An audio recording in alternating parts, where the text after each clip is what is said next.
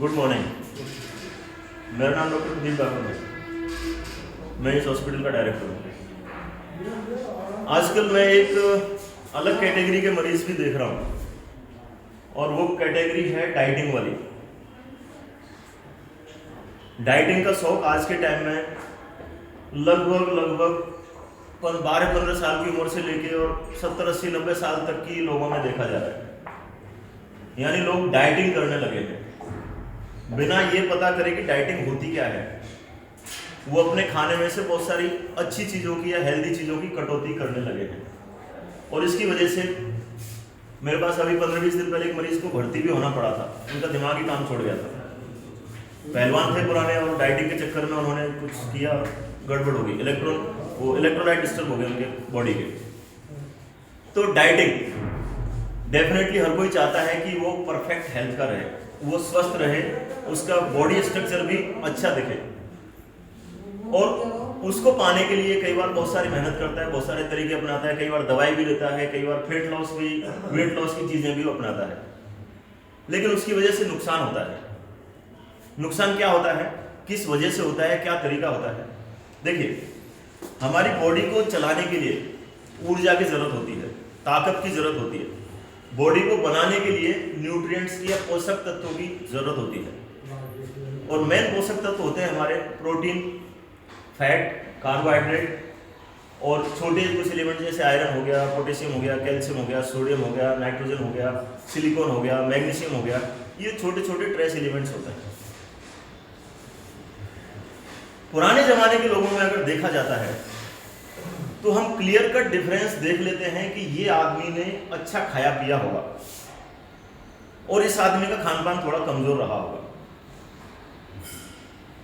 देख के लग जाता है।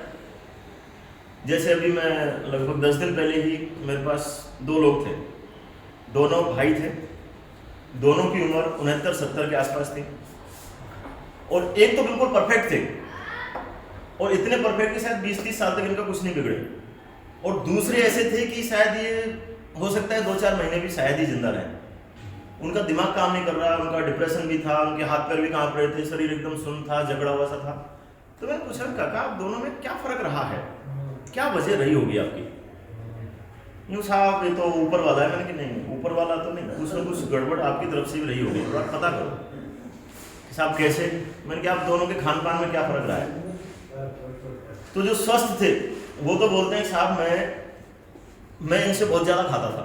अच्छा कैसे? ये कितना खाते और आप कितना? ये साहब ये खाते थे 4-5 रोटी और मैं खाता था 20 रोटी सीधे। गुड। मैंने कहा अच्छा घी दूध दही? ये साहब घी तो मैं आराम से आधा किलो सीधे अंदर ले जाता था और दूध में 2 किलो पीता था डेली और ये साहब ज़्यादा से ज़्यादा आधा किलो पीते थे। समझ पा रहे हो? ये आधा किलो पीते थे, 4 रोटी खाते थे, मैं 20 रोटी खाता था, 2 किलो दूध पीता था। लेकिन मैं फर्क कहीं और भी रहा होगा, क्योंकि अगर केवल खाते ही खाते रहते तो आप अब तक शायद मर जाते, आपके कोलेस्ट्रॉल हो जाता, बीपी हो जाता, कुछ और हो जाता। हाँ साहब दूसरा, ये साहब केवल अपने घर का खेती का सारा काम करते थे, ऐसा नहीं तक पड़े रहते थे। लेकिन मैं जब लग जाता तो 1000 दंड एक साथ पी लेता था, 1000 दंड। और मैं उनको जानता हूँ, वो यही हमारे बीच ही रहते हैं। आज भी वो 1 किलो मिठाई खा जाते हैं, तुम में से कोई नहीं खा सकता शायद। खाने में शायद उनकी बराबरी किसी से नहीं हुई, शायद मैंने ही की थी। ध्यान है, मैंने 12 लड्डू खाए थे। आज कहते हैं ना लोग साहब बीमारी बढ़ रही है, झेलने की क्षमता नहीं है।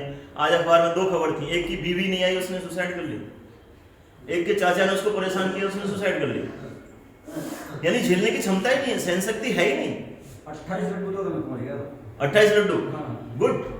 आज के जमाने में कितने लोग जो 28 लड्डू खा सकते हैं? ना करो। आज के टाइम में 12 लड्डू कौन खा सकता है? तुम में से कोई नहीं खा सकता, मैं खा लेता हूँ, क्योंकि 12 किलोमीटर दौड़ भी लेता हूँ। 12 किलोमीटर शायद तुम में से एक आधी जना दौड़ पाए, क्यों?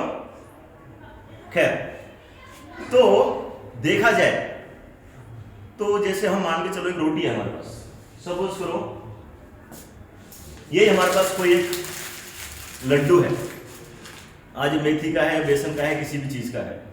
इसके अंदर एक पर्टिकुलर अमाउंट के न्यूट्रिएंट्स होंगे, यानी इसके अंदर कैल्शियम भी हो गया, पोटेशियम भी होगा, सिलिकॉन भी होगा, मैग्नीशियम भी होगा, सोडियम भी होएगा, प्रोटीन भी होएगा, कार्बोहाइड्रेट भी होएगा, फैट भी होएगा, होएगा नहीं होएगा?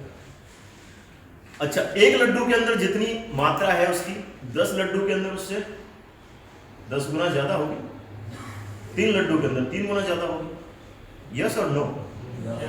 तो हमारी बॉडी की हर कोशिका को चलाने के लिए, उसकी स्ट्रक्चर बनाने के लिए, उसकी संरचना को मेंटेन करने के लिए पोषक तत्वों की आवश्यकता होती है।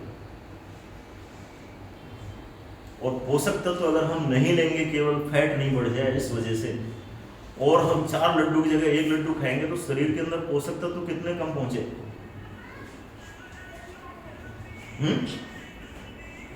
तो क्लियर कट देखा जा सकता है कि जो आदमी 4 लड्डू खाता है या 40 लड्डू खाता है और उनको पचाने की क्षमता रखता है, यानी अपना फैट नहीं बढ़ने देता, उसके शरीर के अंदर पोषक तत्व कितने गुना ज्यादा होंगे उससे, नॉर्मल आदमी से जो 1 लड्डू खाता है। यानी जो 1 रोटी खाता है उसके बजाय जो 4 रोटी खाता है उसके अंदर पोषक तत्व कितने होंगे? 2, 3, 4 गुना, मतलब ज्यादा ही होंगे ना डेफिनेटली। लेकिन वो फैट को नहीं बढ़ने देता, अपनी बॉडी के वेट को नहीं बढ़ने देता। कैसे? कैलोरी को बर्न करके, चर्बी को उड़ा के, कसरत करके, व्यायाम करके, प्राणायाम करके, दौड़ के, या फिर जंक फूड को बिल्कुल खत्म करके। जंक का मतलब होता है बेकार खाना। जंक जैसे होता है ना हमारे मोबाइल में, कंप्यूटर में जंक फाइल आती है। जंक यानी यूजलेस, नॉनसेंस। जैसे हमारे कचौरी हो गए, समोसे हो गए, जलेबी हो गए, ये सब जंक है। पिज्जा हो गए, बर्गर हो गए, सब जंक है। इनके अंदर न्यूट्रिशन नहीं है। इसके अंदर केवल क्या है? कैलोरी है या केवल फैट है, न्यूट्रिशन नहीं है इसके अंदर। तो अभी जो सोसाइटी में देखने को मिल रहा है, लोग वेट कम करने के लिए जो डाइटिंग करते हैं उसकी वजह से न्यूट्रिशन को भी खत्म कर रहे हैं। यानी न्यूट्रिशन भी उन्होंने लगभग 1/3 या 1/4 या 1/5 कर दिया है। स्टडी कहती है कि पहले जो 1 टमाटर में ताकत होती थी, अब वो ताकत 4 टमाटर में भी नहीं है। पहले जो 1 सेब में ताकत होती थी, अब वो ताकत 3 सेब में भी नहीं है। पहले जो 1 लौकी में इतनी ताकत हुआ करती थी, अब वो 4 लौकी खा ले तो भी उतनी ताकत, उतने न्यूट्रिएंट्स, उसे पोषक तत्व नहीं है। और हम डाइटिंग के चक्कर में, अच्छा दिखने के चक्कर में, हम उल्टा 1 लौकी की जगह आधी लौकी खाने लग गए। पहले तो पूरी खा जाते। 4 टमाटर की जगह 1 टमाटर भी नहीं खा रहे, आधा भी नहीं खा रहे। क्यों? अरे नहीं रोटी आधी, नहीं मम्मी आधी रोटी दो मेरे को। क्यों? नहीं मेरा वेट बढ़ रहा है। सही बात। दूध नहीं, आधा कप दूध। मैं खुद एक कर चुका हूं, आज से 3-4 साल पहले मैं कर चुका हूं। मैंने कई बार रोटी छोड़ के देखा, मिठाई छोड़ के देखी, घी छोड़ के देखा, और मेरे को लगा कि सारा शरीर कमजोर होता जा रहा है। चेहरे पे कहीं ना कहीं एक डलनेस आने लग गई थी। और अब मैं अगर मेरी कहूं तो 1 किलो दूध दही डेली, मतलब आधा किलो दूध, आधा किलो दही, खूब आराम से 50 से 100 ग्राम घी खाता हूँ। खूब मिठाई खाई है 10 दिन में, इस दिवाली के टाइम पे खूब 12 लड्डू खा जाता हूँ, लेकिन उसको पचा लेता हूँ। तो डेफिनेटली अगर कोई मेरे जितना वेट रखना चाहे, मेरा अभी 83-4 है, 83-4, जैसे अगर कोई 114 से लेके 83 पे आए केवल डाइटिंग करके, और मैंने खाया खूब लेकिन उसको फैट को या कैलोरी को पचा दिया, तो डेफिनेटली ताकत किसके अंदर ज्यादा होगी, पोषक तत्व किसके अंदर ज्यादा होंगे, शरीर की कोशिकाओं की मजबूती, कोशिकाओं की जो स्ट्रेंथ है वो किसके अंदर ज्यादा होगी? बताओ। एक ने तो खाने को कंट्रोल करके किया, और एक ने खाया तो 3 गुना ज्यादा, 4 गुना ज्यादा खाया, लेकिन उसको पचाया 10 गुना ज्यादा।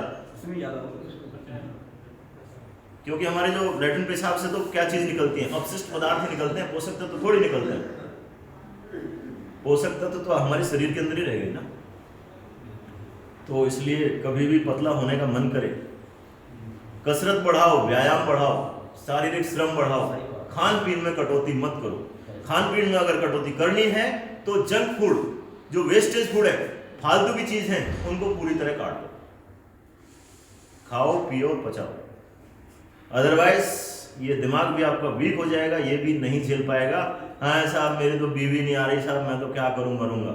मेरे तो साहब चाचा ने डांट दिया, फटकार दिया साहब, मैं तो नहीं झेल सकता, मैं तो मरूंगा। मैं कहा करता हूँ साला आज के टाइम में लोगों को लड्डू झेलने की, मीठा झेलने की ताकत है ही नहीं, कड़वा कहाँ से झेलेंगे? ठीक है।